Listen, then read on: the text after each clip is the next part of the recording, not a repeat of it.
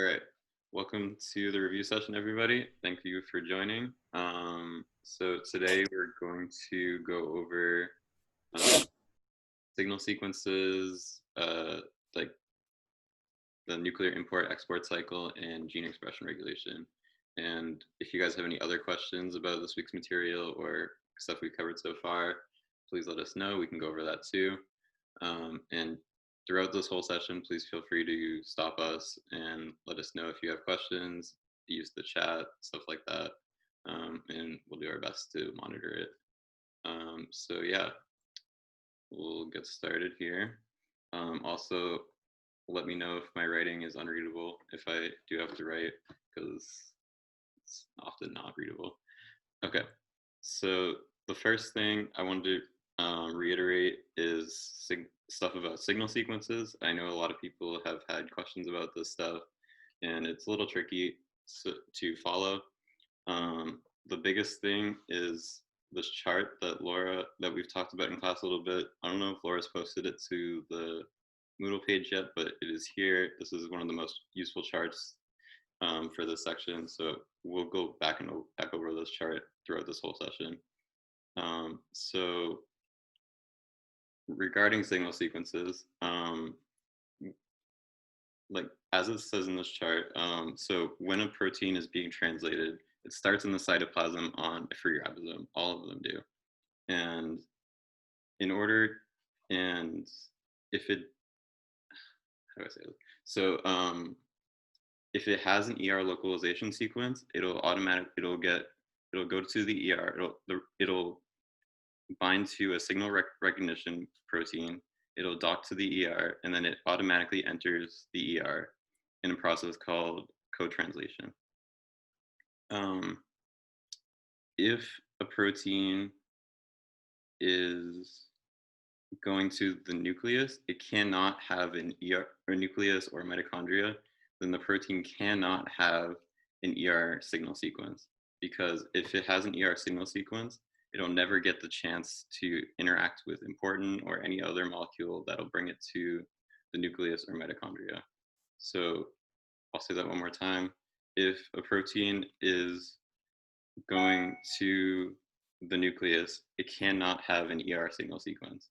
It can have an ER retention sequence, because that wouldn't matter if it doesn't have an ER signal sequence, but it cannot have an ER signal sequence if it's going to the nucleus.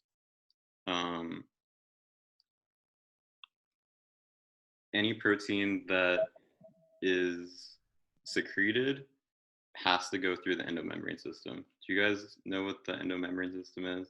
So I'll just reiterate it real quick. So the endomembrane system is, it starts with the ER, everything goes to the ER, and then it could include the Golgi, the lysosome, and like the plasma membrane. So any protein that is being secreted from the cell has to go through this whole process. I just realized you couldn't see what I was doing. So it has to go through this process. This is the endomembrane system process. Yeah, so any questions about that so far? You can unmute or type in the chat. The question is, can ER signal sequence and ER localization sequence be used interchangeably? Yes, those can be used interchangeably. What cannot be used interchangeably is ER retention sequence. So that is different from ER localization sequence. ER retention would be somewhere here. So that if it has an ER retention, God, sequence, then it'll be retained in the ER lumen. Does that make sense? Any questions on that or anything else so far? With the ER retention sequence, I thought when it has an ER retention sequence, it stays in the ER forever.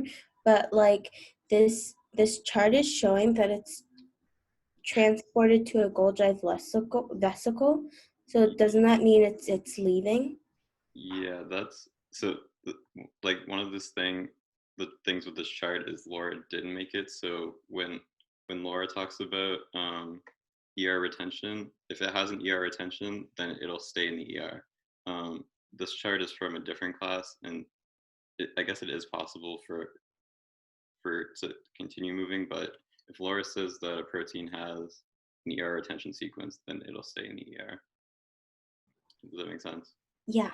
Also, you said that something can't have an ER signaling sequence if it's going to the nucleus. Is that the same thing for a if it's going to something else in the cytoplasm, like a mitochondria or peroxisome? So it is the same thing for a mitochondria. So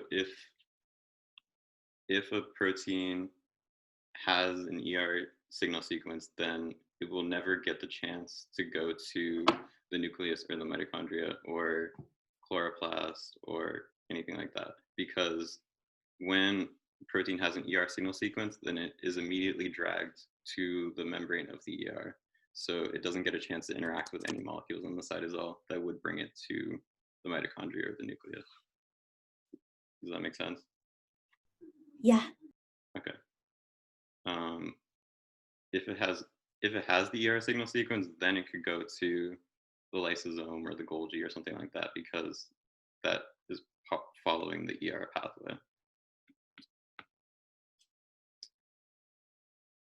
Okay, anything else? I'm going to go over a few examples next, so any questions before we do that? Okay, stop me if you do. This is another example of the previous flowchart. It's pretty similar. You can look at that if you want. I'll send out the slides after. So on the problem set and in any quiz or exam that Laura asked, she was probably going to include a protein that has multiple signal sequences. So this first problem is, I think it's pretty similar to one on the problem set. So a protein has an ER localization sequence and an NLS. Where will it be located shortly after translation? Someone can unmute, or you can say it in the chat. In the ER? Yep. So because it has the ER localization sequence, it'll never get the chance to go to the nucleus. So it'll just go straight to the ER. Let me write that.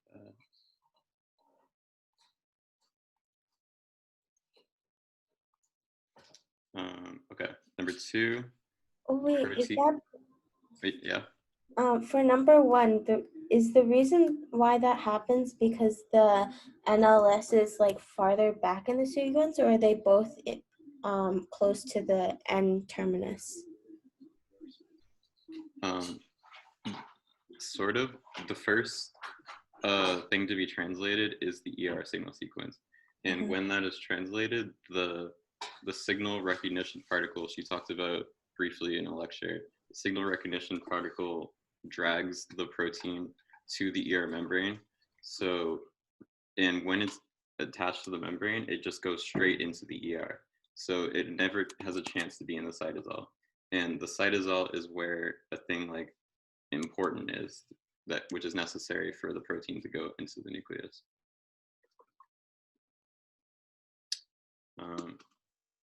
Does that make sense? Any questions about that? I know that's a tricky concept. But is the, like, where is the nuclear localization sequence? Like, is it like really close to the N terminus, like right behind the ER localization sequence, or is it like towards the middle? I'm pretty sure it's towards the middle. So there's no like set location in it where it has to be every time, but it is usually towards the middle, and it's a stretch of positively charged amino acids. That's what that designates NLS. Okay, thank you. Yep. Any other questions on that?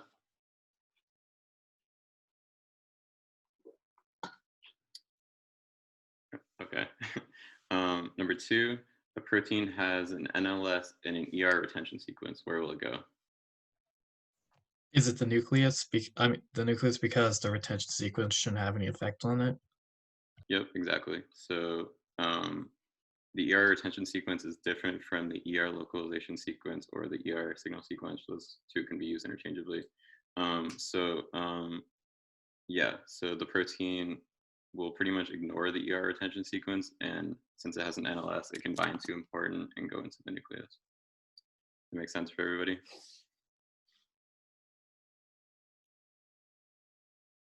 Okay. Number 3, a protein has an ER localization sequence, a mitochondrial localization sequence, and a Golgi retention sequence. Where will it end up? ER? I heard one ER. Someone in the chat said Golgi. Any other guesses?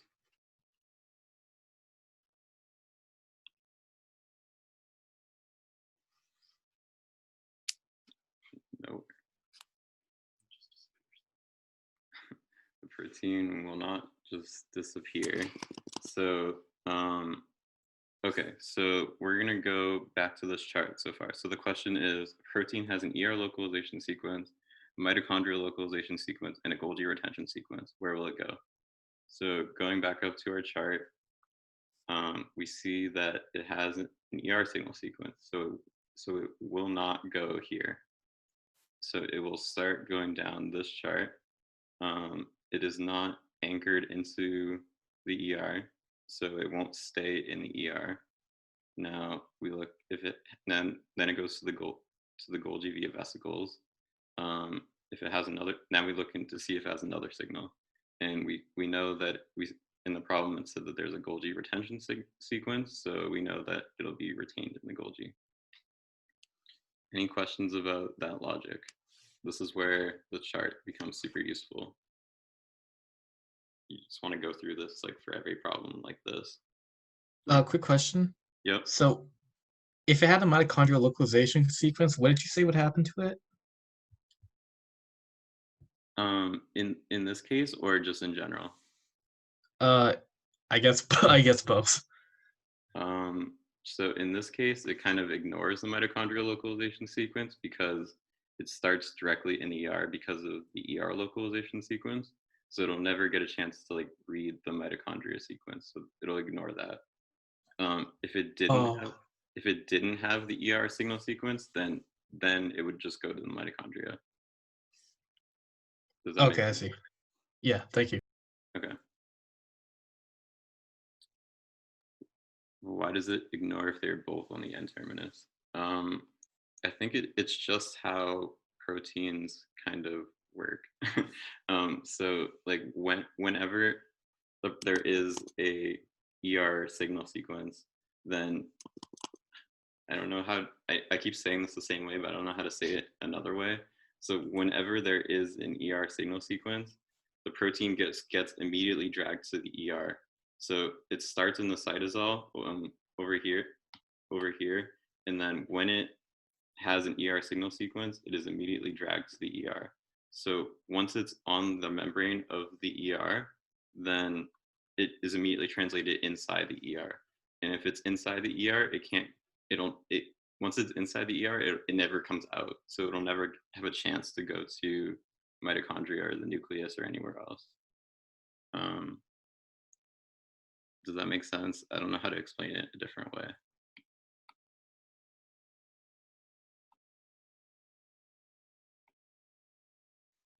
Okay, cool. So I think I have one more question here. So a protein has an NLS and an NES. So NES is nuclear export sequence. What happens to that protein? Or what can it do?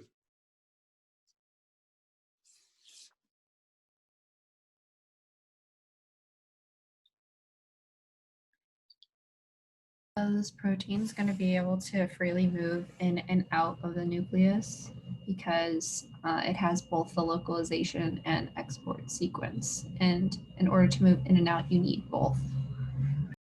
Yep, exactly. So that protein has the ability to move in and out of the nucleus. Note that it must have the NES to be able to do that. If it just had an NLS, it wouldn't be able to move out of the nucleus. Since it has both, it can move in and out of the nucleus. Any questions about that?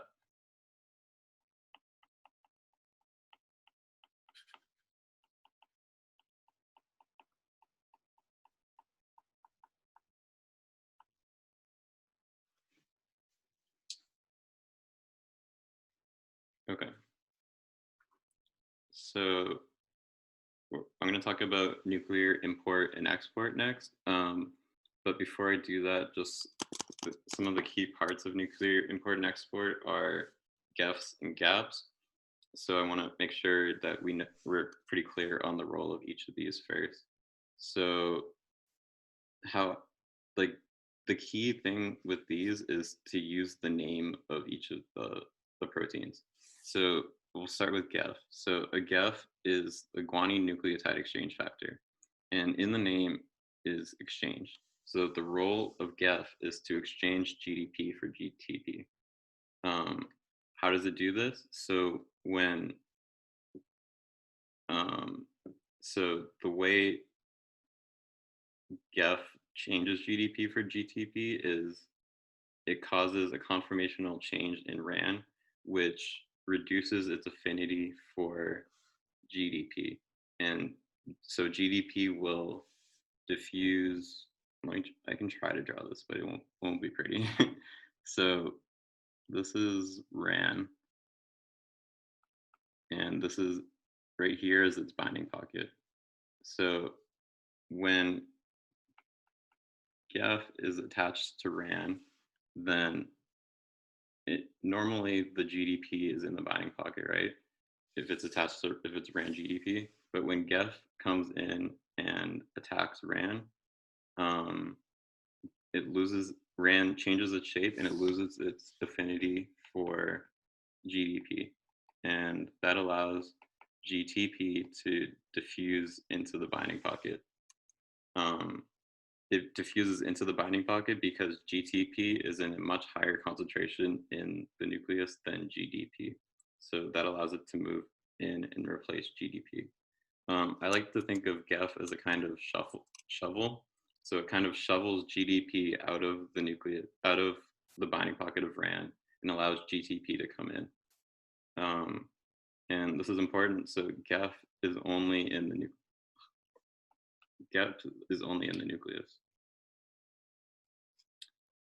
Any question about GEF so far?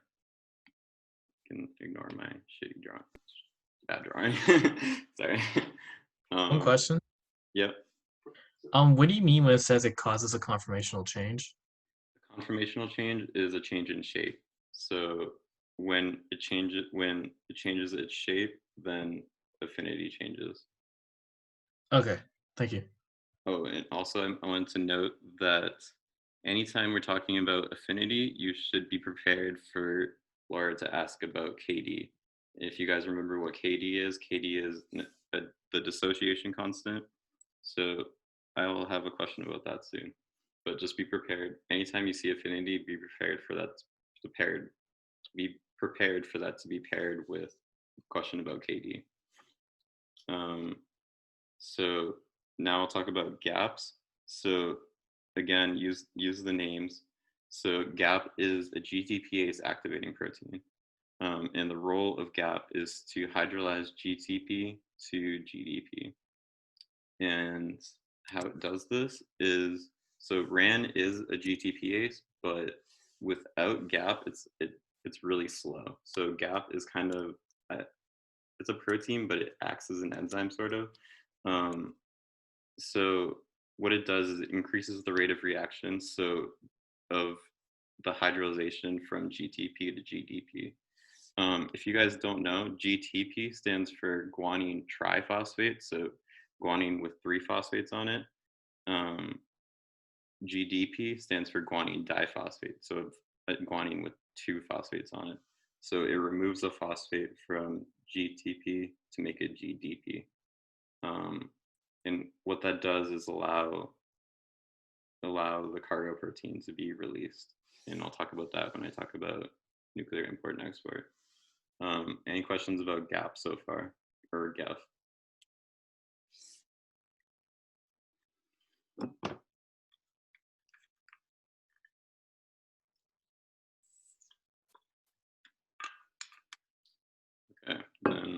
go to nuclear import. All right, so this is kind of, so this is one of those things where like you just have to like go through it a bunch of times. I've probably looked at this diagram 100 times. Luckily this year, everything's gonna be open notes, so you'll have this diagram with you. So make sure you have the diagram handy whenever you're taking a quiz or exam, because it tells you everything about the process. So what happens is for nuclear import, you have your cargo protein in the cytoplasm. And in order for the cargo protein to be able to go into the nucleus, which is where it wants to go, it needs to be able to bind to important. So important binds to the NLS of the cargo protein. Based on this, you could imagine a question where Laura's like, you remove the NLS from the cargo protein, what happens? And the answer would be the protein is no longer able to go into the nucleus. Something like that. So yeah, just that's a kind of a theme. So be prepared for a question about a change to any one of these steps and what would be the result of that change. Okay, so now the important is bound to the cargo protein, and now it can enter through the nucleus. This protein can be fully folded, so the nuclear pore complex over here is big enough that it can allow a fully folded protein to go through it. So once it enters the nucleus, then it needs to let go of the cargo protein. Important needs to let go of the cargo protein, and it does that when RAN bound to GTP needs to be RAN GTP. When RAN GTP binds to important, then important releases the cargo protein into the nucleus. Now we need to cycle RAN GTP plus the important complex out of the nucleus. So it just goes through a different nuclear pore complex out of the nucleus, and now it's in the cytosol. For RAN GTP to be able to release important, it needs GAP. So GAP is the guanine, not guanine, GTPase activating protein. So so when GAP attacks RAN, then RAN will hydrolyze GTP to GDP, and it will release important, and then the cycle can continue again. Any questions about this cycle?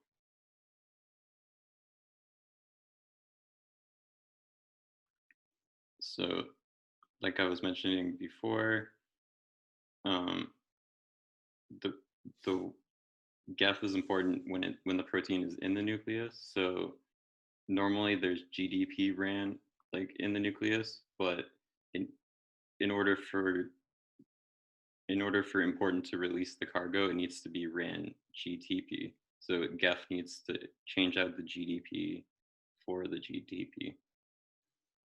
And it does that by acting like a shovel and shoveling out the GDP. Any questions so far?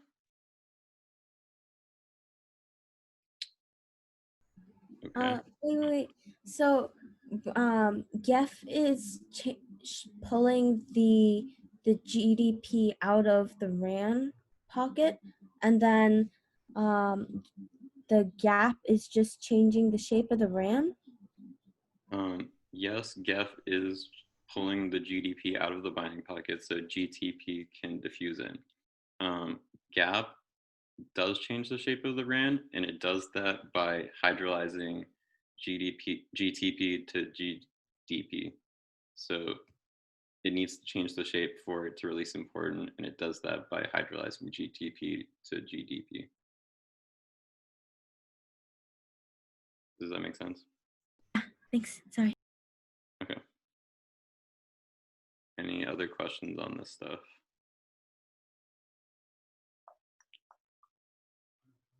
Okay. Nuclear export is the same thing, but in reverse.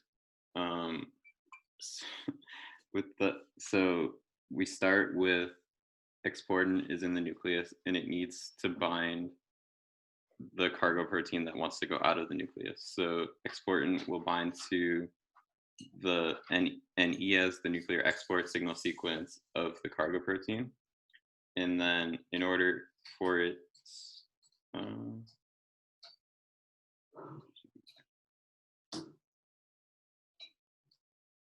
well, I don't know.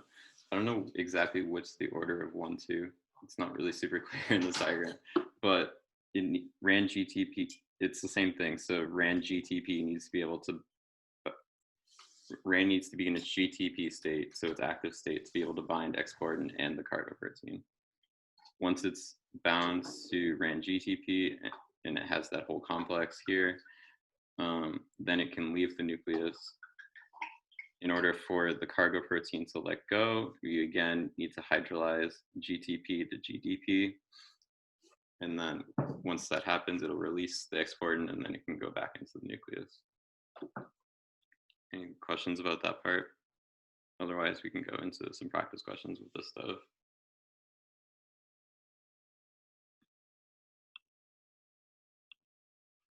Okay. So the first,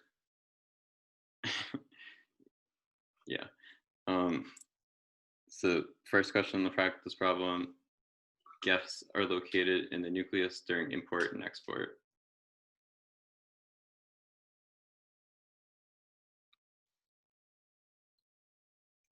I see one true. Any other guesses? True, true. Yep. So like I mentioned, GEFs are always in the nucleus, at least the nuclear import and export. True or false? GEFs phosphorylate GDP to make GTP. Yep. Good job. You guys caught that one. So that one is false. GEFs do not phosphorylate it. They just swap out GDP for GTP. Next one, GAPs stimulate a RAN to hydrolyze GTP to GDP.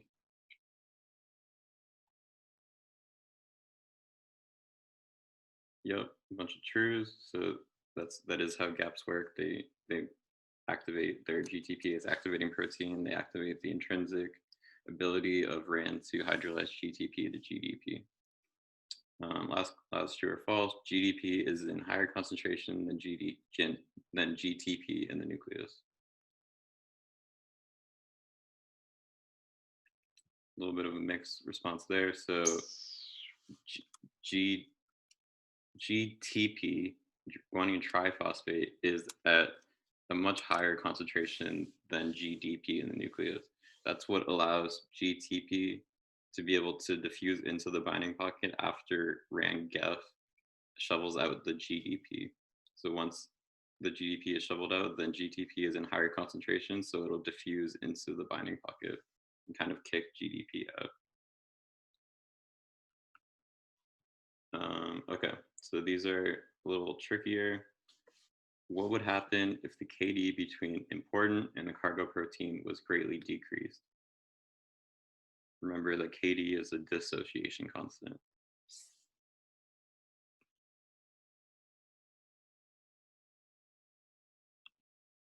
Would they not need GEF to put GDP onto RAN?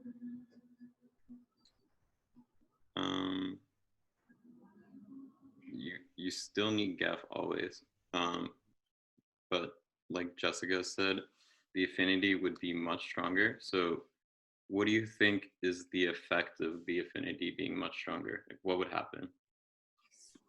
They're more likely to bind to each other if they bump into each other? Yep, and they're more likely to stay bound. So what would happen is important would kind of be stuck to the cargo protein and it wouldn't be able to release it if the KD was much lower. So if they had a super strong bond, then RAN GDP probably wouldn't be able to break it. So then they'd kind of be stuck together and wouldn't be able to do anything. And it wouldn't be able to form the function that they're trying to in the nucleus. So I'll write They will stay protein will be ineffective. Okay. What would happen if the KD between exportin and the cargo protein was greatly increased?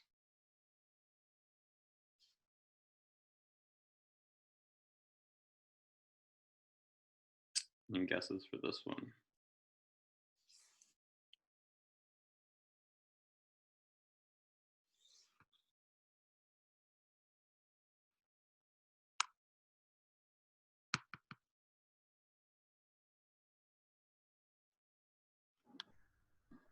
Would they not bind to each other or be less likely to bind to each other even?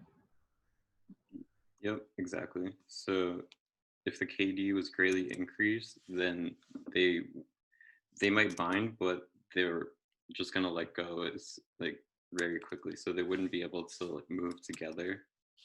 So what would happen is the cargo protein wouldn't be able to leave the nucleus, and it would just be stuck there. Exportin would probably continue its cycle and go back to the cytosol and then back into the nucleus, but the cargo protein wouldn't be able to go with it because it needs exportin to go out.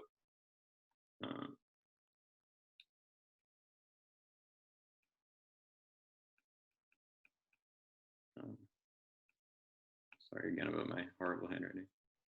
They won't bind for long. Cargo protein stuck in nucleus. Okay. Last question here. What would be the result Just of? Yeah. Sorry, just a quick clarification on number 6. Yeah. Since like the bond between them, like they would dissociate more frequently, wouldn't that mean both important and the cargo protein, they would just stay free floating in the cytosol? So this is exportin, so Oh, okay. they are in the nucleus already. So exportin could probably continue its cycle, but the cargo protein would just stay floating in the nucleus. Gotcha. Okay, thank you. Any other questions on that real quick? Okay. What would be the result of a loss of function mutation to RAN-GEF? So if you guys haven't seen this terminology before, loss of function mutation just means that RAN-GEF would stop working.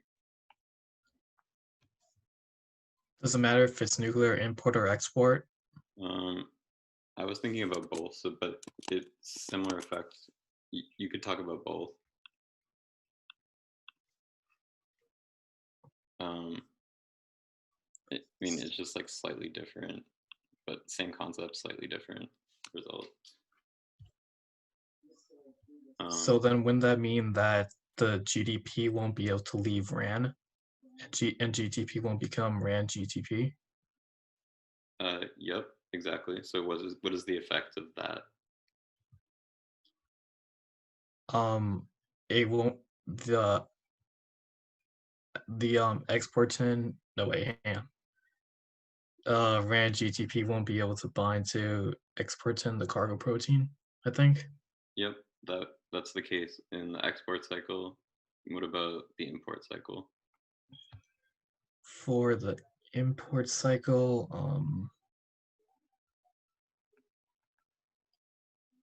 I'm trying to do this without looking at the notes. Hang on.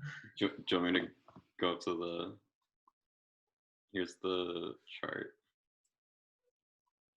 Yeah. I mean, I meant like I was trying to see if I could figure it out without looking at the note. Yeah, that makes sense. Let's see. I'm not sure for import. Okay. Anyone else want to try import real quick?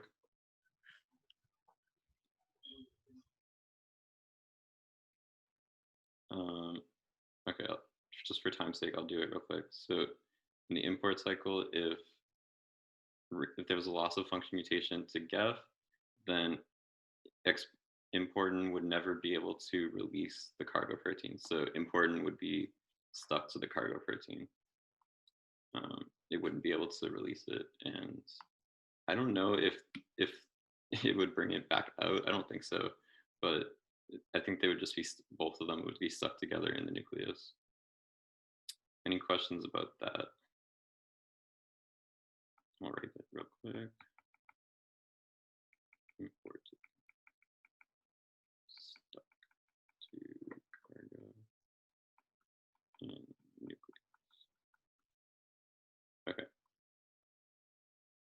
A few more practice questions real quick. We'll go through these quickly because time's sake.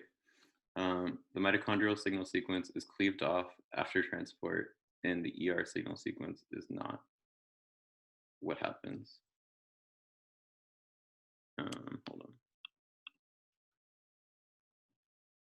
Wait.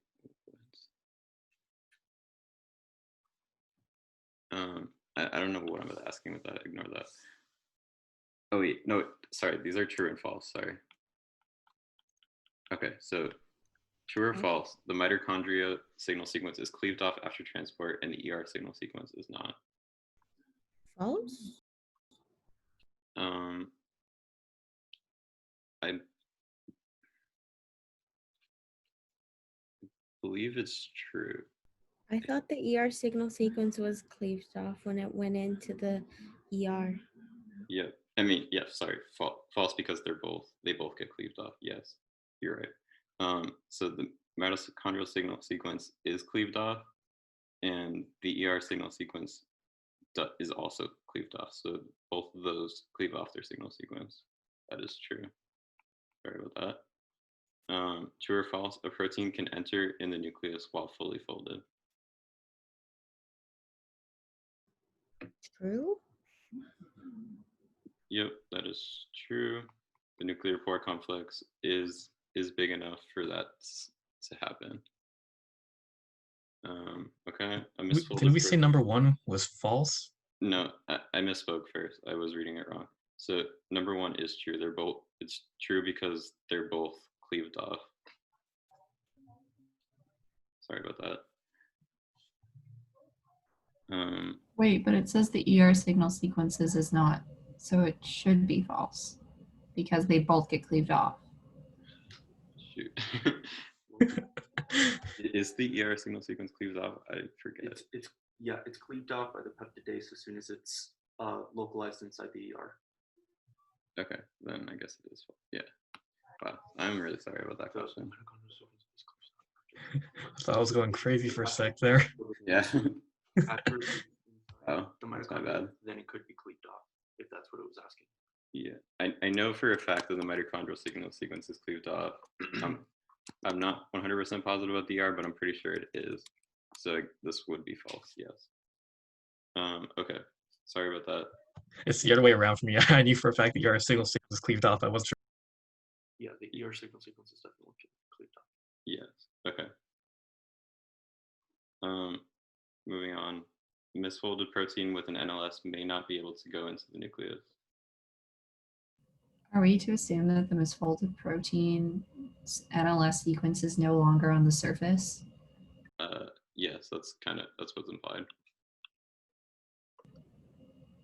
But it says may not, so I mean, I would think it's true. if this was a open response, you'd explain that if the NLS sequence ended up not being on the surface, then it wouldn't be able to go into the nucleus. But if it was on the surface, still on the surface, then it could still go in the nucleus.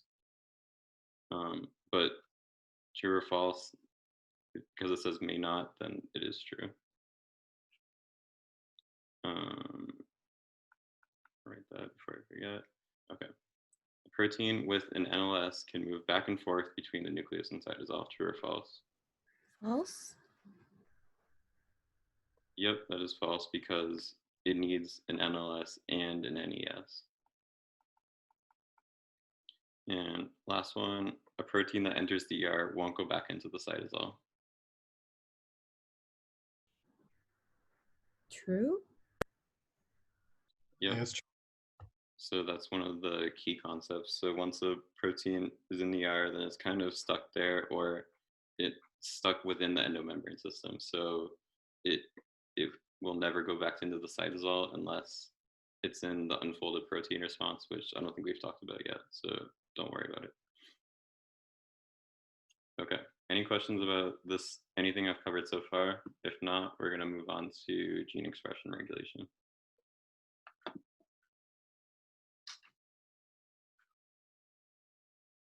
Okay. If anything comes up later that you remember, just shout it out. Now Sebastian's going to talk about this stuff. All right, hi everybody. If at some point you can't hear me or the screen freezes or you want clarification, just please interrupt me or drop it in the chat. I'll try to be attentive. So gene expression is just pretty much the production of proteins.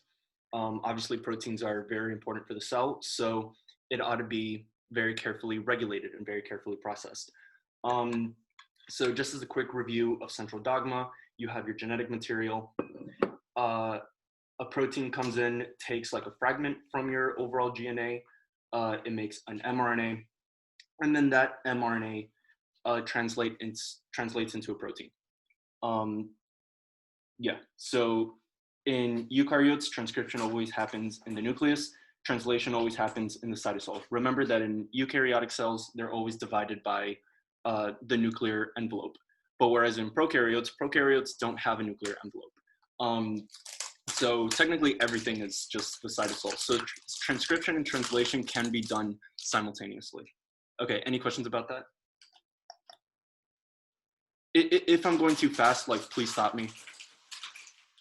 Okay, so I have a question for you. Check these out. Which one of these are involved in the gene expression regulatory process? So I'll give you a minute. I know this is like a little scary, but I promise it's not too bad. So I'll give you a minute just to check these out, and you could drop in the chat which one of these you think is true.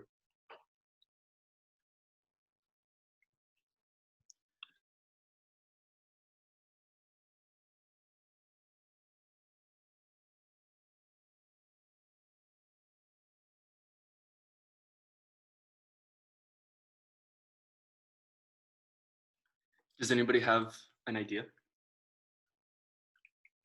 Would it help? Do we have a polling function? Nice. Oh, never mind. I don't like that poll. Okay, just for the sake of time, I am going to go a little bit. If you're watching the recording, feel free to like pause it and answer it yourself. But again, just for the sake of time, I'm going to go ahead and answer this one. So it's actually all of these. All of these processes are involved in gene expression regulation. They vary between eukaryotic to prokaryotic cells, but definitely all of these things are things to consider when we talk about how the cell regulates its gene expression. Again, gene expression is just the process of making proteins. Okay, any questions about that? Okay, so this week we touched on 5 different ways. I don't know if there's like only 5 ways, there probably is more, but as far as the lectures are concerned, this week we talked about 5 different ones. So the first one is chromatin remodeling or transcriptional control. So over here, here's a picture of chromatin. Chromatin is just pretty much this. Chromatin is DNA, illustrated by this green thing. That green string is the DNA. That orange ball is called a histone. It's just a protein. So chromatin, again, that's this whole complex, has 2 forms. It has a closed state and an open state.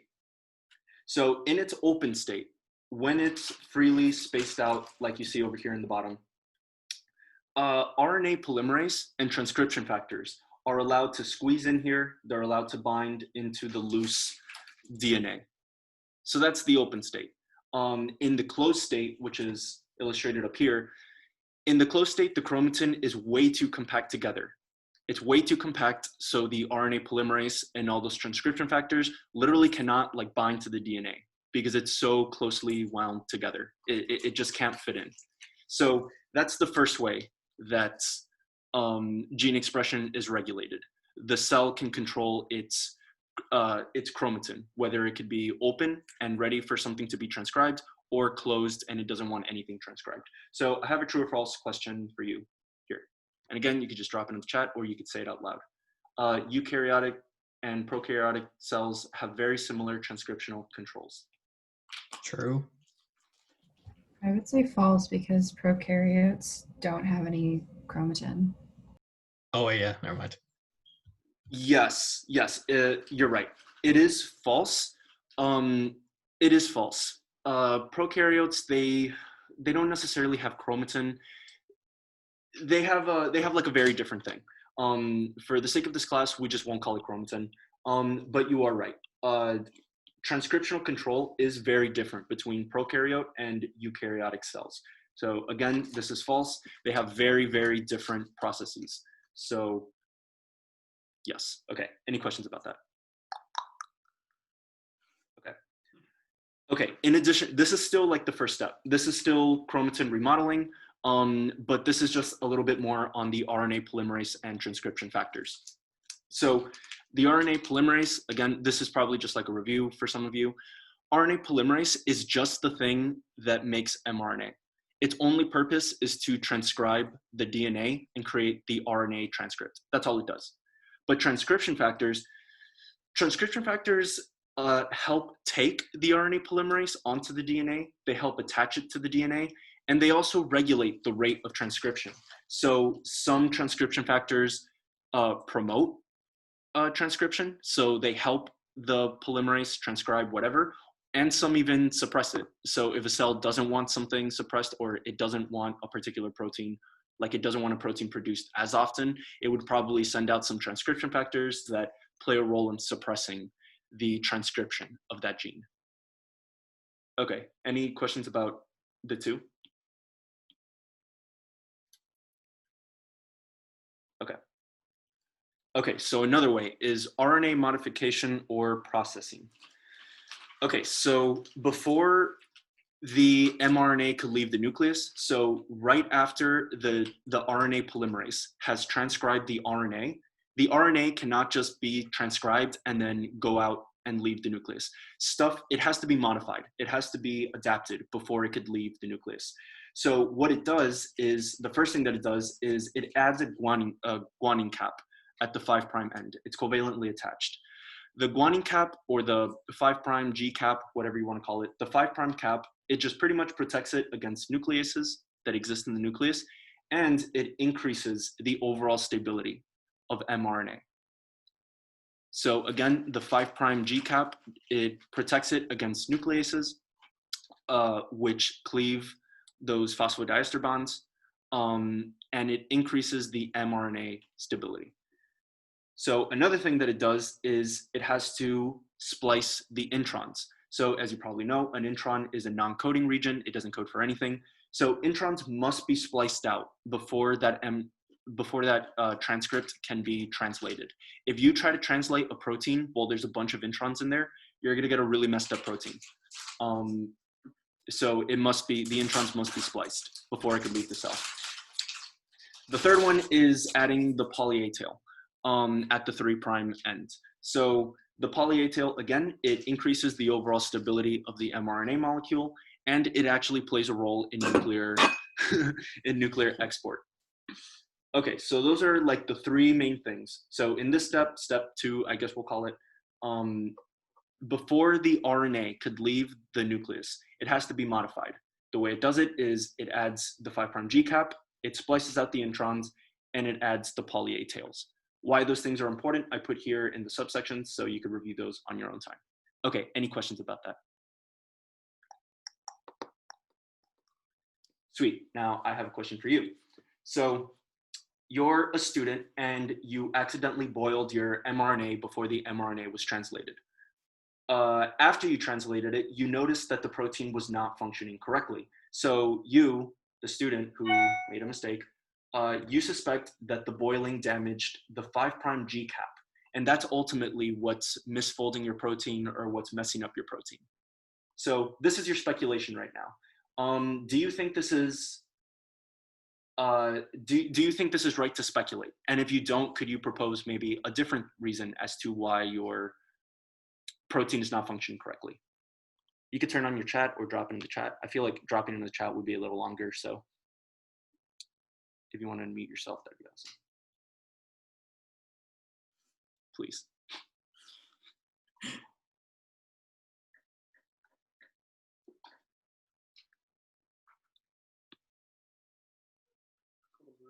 I think this might be right to speculate because if the GCAP protects against the nucleuses and increases mRNA stability, then I think it could be right to assume that since it's damaged, then that stability could start to have it could start being affected, and that's why it's starting to cause problems.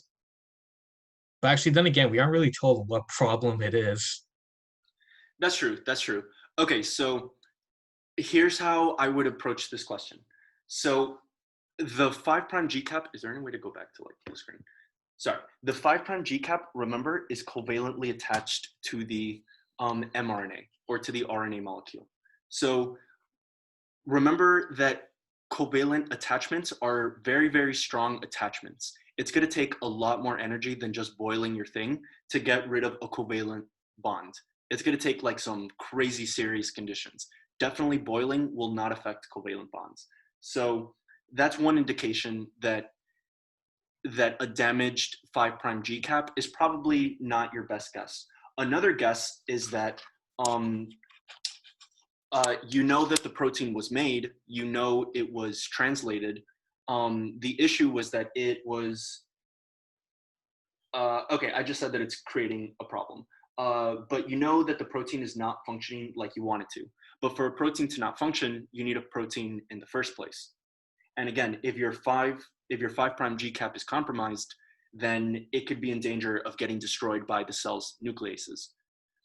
So again, just to reiterate, the 5' GCAP protects it from nucleases. If it's not protected, a nuclease could destroy the RNA and you won't get an mRNA.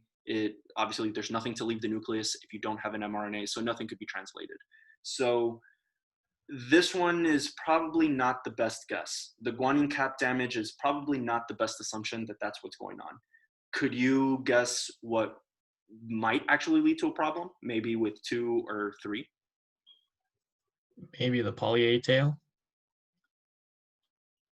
Maybe. So if the poly-A tail is destroyed or it's not attached, again, the mRNA stability goes down. Yeah, the mRNA is not as stable. But remember that the poly-A tail is needed for nuclear export. So if you don't have a poly-A tail, your RNA literally cannot leave the nucleus. And if it cannot leave the nucleus, then again, you'll have no protein. So I would argue that guanine 5' cap is maybe like not the best guess.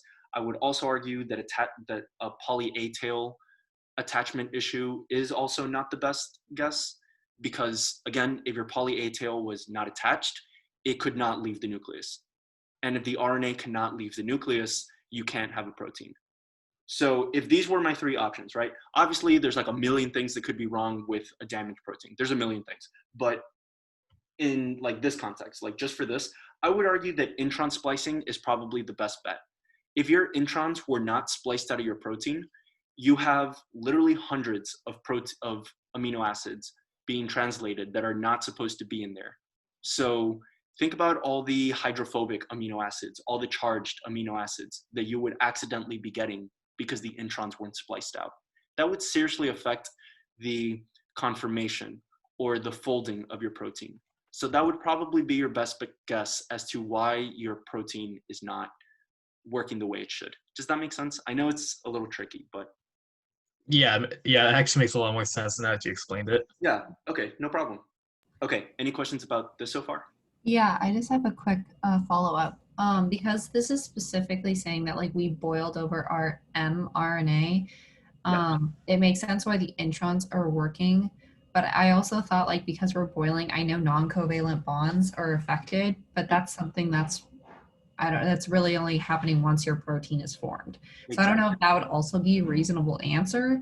But it's my assumption that like the non-covalent bonds that are forming, that's something once the protein's been made. So like intron splicing is really the only thing that can be done for mRNA boiling over. Right. Yeah, that's actually a pretty good distinction. So the only distinction here is that it was your mRNA that was boiled. If I had said your protein was boiled, The protein is a combination of covalent and non-covalent bonds. So if I had said you boiled your protein and now your protein is not working, then you're totally right. Boiling your protein will definitely interfere with the non-covalent bonds, and that could seriously damage the function of your protein. But because it's your mRNA that was boiled and not the protein, boiling your mRNA, as far as I know, shouldn't really have an effect because that's pretty much just a bunch of covalent bonds. And boiling won't really affect your covalent bonds. Does that answer your question? Yeah, I just wanted to clarify Yeah. that it wouldn't be like non-covalent bonds is another potential answer. Right. Okay. Did that clarify your? Yeah, it did. Thank you. No problem. Okay, so a couple more ways for gene expression to be regulated. So Laura touched upon these, so I will too. She didn't go into a lot of detail with these because both of these steps involve RNAi. And RNA interference, it's my favorite, like I love it a lot, but it's not something that we've touched upon in the class yet, so she went over it very briefly. I'll go over it very briefly too. So, okay, just to catch up to speed, so far we've talked about how chromatin remodeling can affect gene expression.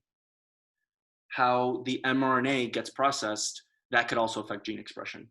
Another way is the stability of the mRNA. So the cell can actually control the lifespan of its mRNA. So if it really, really wants this protein to be translated, if it really wants this protein to be made, it would probably keep its mRNA alive for as long as it can. But if a protein is like super sick of this protein and if a cell is sick of a protein and it doesn't want this protein to be made anymore because there's like too much or whatever, the cell could actually limit the mRNA's life. And again, this is something that we'll talk about later, so I won't go into like huge detail about this, but the cell can actually regulate the lifespan of the mRNA. So that's one way the gene expression can be regulated. Another way is mRNA localization. So like how your protein could be localized into the ER, how it could be localized into the chloroplast, so can your mRNA. So here's your nucleus, here's your mRNA, right? As soon as the mRNA leaves, it could either go to a ribosome to be translated, or it could go into this thing called a P-body. Again, these kinds of things like P-bodies and whatever, that involves RNAi, which it's not important for now, so like don't worry too much about P-bodies, but just know that just like proteins, mRNA can also be localized.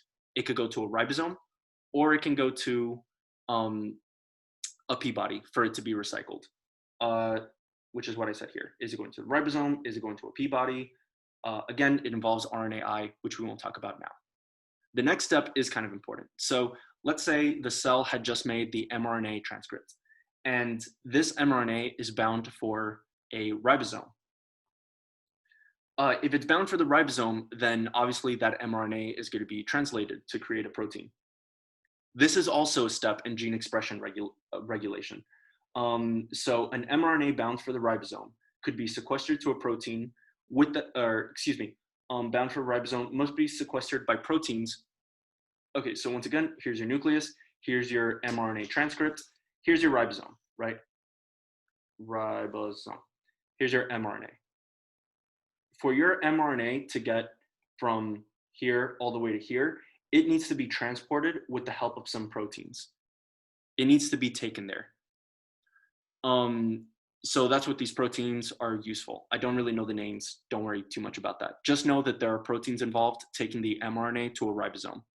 Those same proteins are also responsible for the translation rate.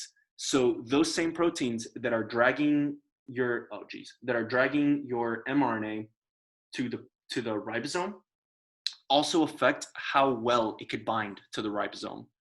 So again, let's say that protein really, really wanted this mRNA to bind to that ribosome and make that protein. It would probably have a really good affinity. But if the ribosome doesn't really need this, or if the cell doesn't really need this protein to be produced, the mRNA could be transported to the ribosome, but maybe those proteins would have a little less affinity for the mRNA to bind to the ribosome because it doesn't need it that much. I know that's a little confusing, so if you have any questions, let me know, please.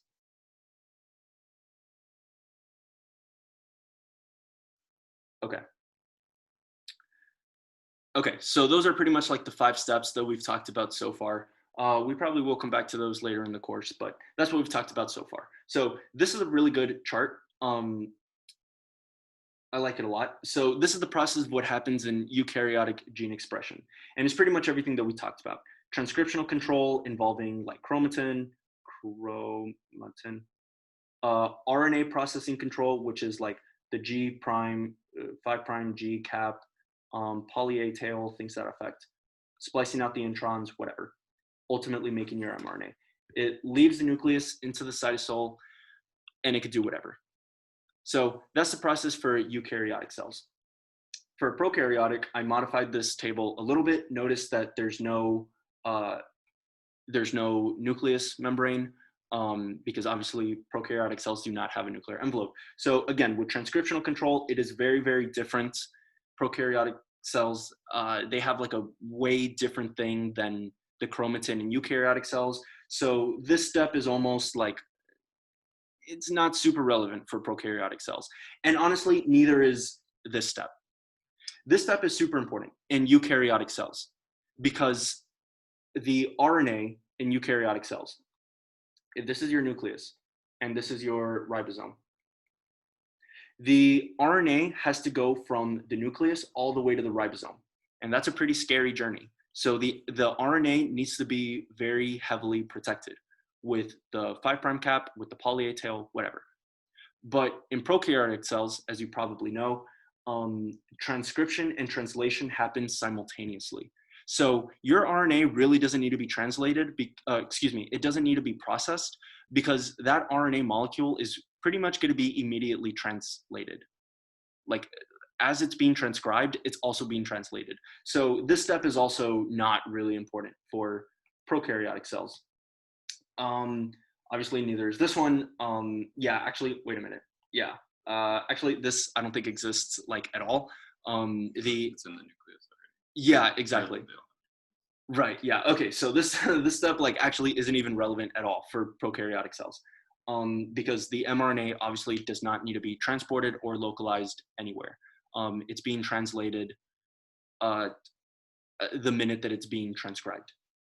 Everything else though, like all of this stuff, this is all super relevant for prokaryotic cells. So the rest of that stuff, that is important to know. Okay. Any questions about that so far? Just so you guys know, so when we were taking the class, we had to memorize this chart. Oh yeah.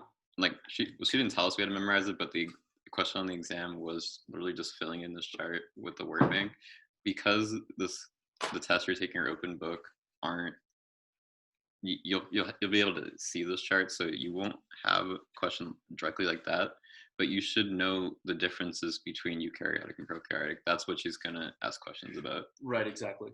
Yeah, like Jason said, we literally got this chart. Everything that you see here was blank. It was all blank and it was like, fill it in. I was like, ah! But obviously it's open book, so that probably won't be a question. But like Jason said, yes, the questions will probably say, it'll prompt you to think about the differences between prokaryotic and eukaryotic gene expression. So be mindful of that. Okie dokie. I have some practice problems for you. So what level of gene expression regulation does not affect prokaryotes? So here are your options. So which one of these steps do you think does not affect prokaryotes? You could drop it in the chat or you could say it out loud.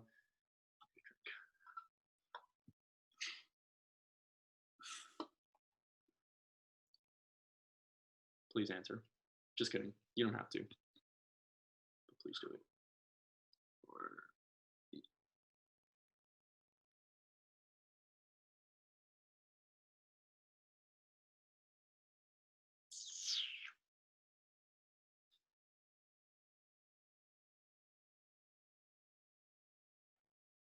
Okay, I see A, C, C, nice. Never mind, I changed to C. Okay, sweet. Does anybody have any other?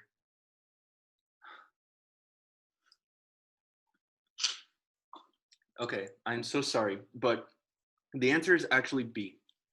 If we go back to the chart about prokaryotes, notice that the most popular answer was C, but notice that uh, mRNA or protein degradation, prokaryotic cells definitely degrade their proteins. That is a very regulated step, just like in eukaryotic cells. So prokaryotic cells really do depend on their mRNA degradation. They also really do depend on their protein deactivation. Again, you can see that over here. They also depend on their protein degradation. Sorry, I think I said that already. Yeah, so prokaryotic, this is a mess. Prokaryotic cells definitely do depend on protein degradation. They do depend on mRNA degradation. And of course, just like eukaryotic cells, their proteins can activate and be deactivated. What does not affect regulation in prokaryotes is translation. Because again, transcription and translation, I just took a big gulp, are done at the same time. So unlike eukaryotes, remember that in eukaryotes, you have to first transcribe your mRNA or your RNA transcript. Then that RNA has to be modified heavily. Then that mRNA has to go all the way to there's a bunch of steps in between. But in the case of prokaryotes, translation isn't really regulated, not in the way that eukaryotic cells are. It's done simultaneously with transcription. So this is your answer. Any questions about that one? Okay, how about this one? Number 2. A mutation occurs where the poly A tail is not attached. Which of the following might happen? Can you tell I got like really lazy at the end?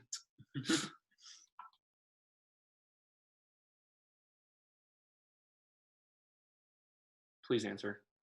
I'll be your best friend. It's the last question. God. Oh.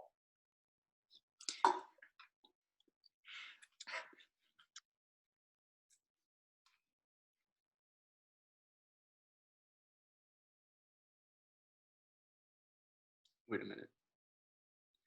Okay, now that I realize that this was like, this is actually like a pretty stupid question. It looks like you all got it. Yeah.